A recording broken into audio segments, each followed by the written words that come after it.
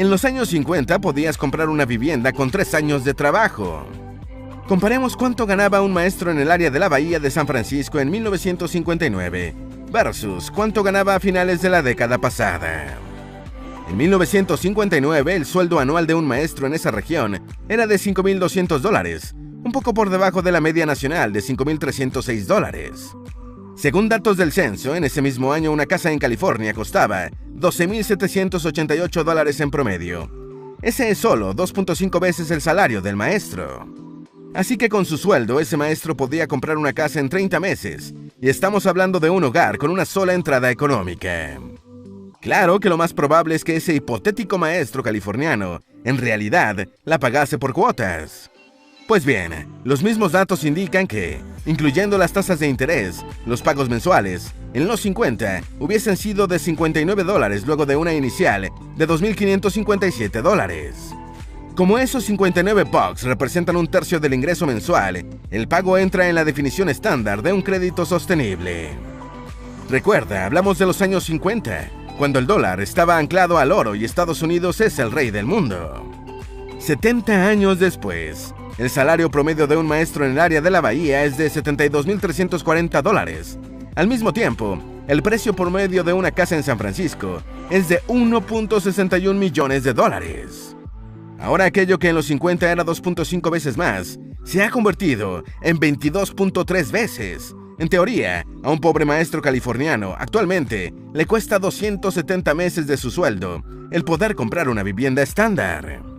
Cuando se incluyen las tasas de interés y tarifas vigentes, las cuotas mensuales que este maestro de nuestros días debería pagar por tener techo propio son de $7,900 al mes o $94,800 anuales.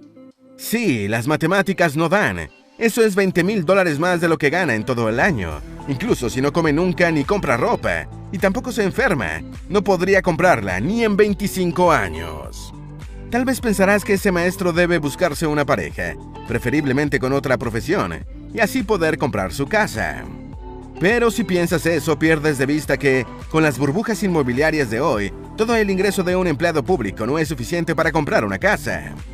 Claro, el mercado inmobiliario en San Francisco es una pesadilla para quienes tienen ingresos medios. Sin embargo, en otras plazas es igual. En los años 40 del siglo pasado, el precio promedio de las casas en Estados Unidos era de $2,930, mientras que en el año 2017 superaba los $200,000. Cuando se ajusta por inflación, esos serán unos $30,600 a valores de 1940.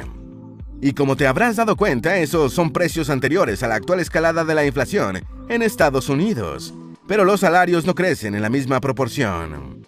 Hace 70 años no era así, y una de las razones es la inflación producida por la impresión de dinero inorgánico. Cuando se ajustan los sueldos por inflación, resulta obvia la pérdida de poder de compra del dólar, así como ya no alcanza para comprar casa propia, tampoco para obtener una buena educación. Educarse también se volvió más caro.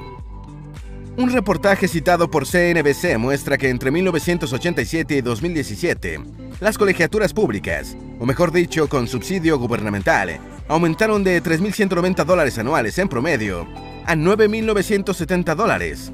Eso equivale a 213% de incremento.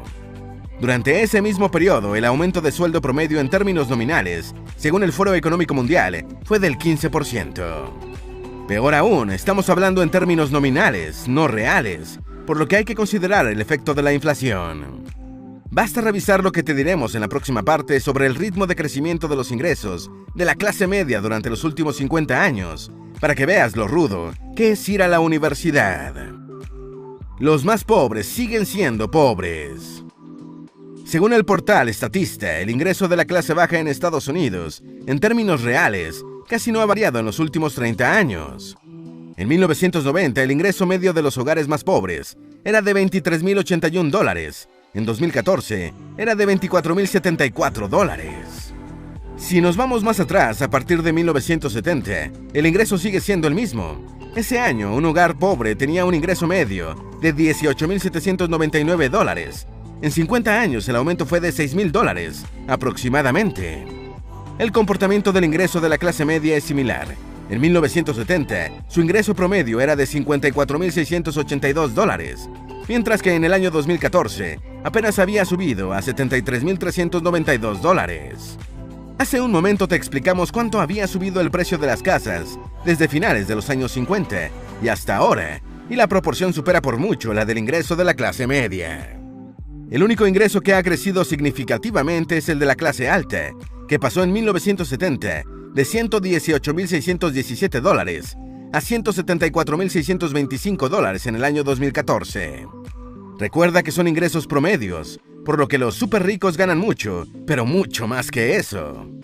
La riqueza de quienes están en la parte alta de la pirámide se debe a que sus ingresos son los únicos que superan la inflación. 40% de todos los dólares en existencia se imprimieron en el último año. Si sigues el tema financiero en las redes sociales, con seguridad te has tropezado con este escalofriante dato. El 40% de todos los dólares circulantes se imprimieron, aunque no literalmente en el último año. Pero no siempre lo que lees en las redes es cierto o tiene el carácter apocalíptico que nos parece. Esto del porcentaje de dólares impresos en el último año es un buen ejemplo. Lo primero que hay que precisar es que la mayor parte de esos dólares no fue impresa y no salió de los bolsillos del propio tío Sam. Esto es así porque una buena parte del estímulo, aproximadamente $6.55 trillones en 2020, se usó para comprar bonos del tesoro a los bancos para que mantuvieran su liquidez. Como técnicamente el gobierno es dueño de esos valores, en realidad no todo el dinero entra en circulación y permanece como unos y ceros en archivos digitales, nunca como papel moneda. Un dato lo confirma: si revisas el archivo de órdenes de impresión de la Reserva Federal en 2020, encontrarás que solo se imprimieron $146 millones en billetes de distinta denominación. ¿Acabará la inflación que causó la crisis sanitaria con el Nixon Shock?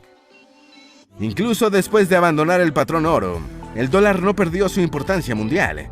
Todavía sigue siendo la principal moneda de reserva, de intercambio y unidad de cuenta del planeta. Sin embargo, su pérdida de valor ha dado nuevo impulso a las voces que buscan sustituir al dólar como principal moneda de reserva y de intercambio. El mismo Fondo Monetario Internacional estudia la posibilidad de usar sus derechos especiales de giro, o SDR, como moneda de reserva internacional. Los SDR fueron creados en 1969 e inicialmente su valor estaba fijado al oro. Sin embargo, desde el Nixon Shock, su valor depende de la cotización promedio de una canasta de monedas. Pero como esta crisis en la confianza del dólar llega en medio del auge de las criptomonedas, sus fanáticos alegan que debe ser una de ellas las que sustituya al dólar. La verdad es que la sustitución del dólar ya estaba en la mente de algunos antes de la crisis sanitaria del año 2020. No obstante, la inflación que causaron los rescates económicos para superar la recesión que esta crisis dejó, dio nuevo aliento a esa inquietud y a otras más. En este caso se trata de la propuesta de volver al mismo patrón oro o algún anclaje similar. Ya te mencionamos que el economista de tendencia anarquista, Murray Rothbard, lo proponía en el año 1994. Hoy algunos anarcos capitalistas y libertarios proponen actualizar ese estándar y así impedir que la Reserva Federal siga emitiendo dinero sin respaldo. Bretton Woods mantuvo anclado el sistema financiero internacional al oro, usando como intermediario al dólar. Así, ajustó durante el siglo XX el orden económico que había sido creado el siglo anterior.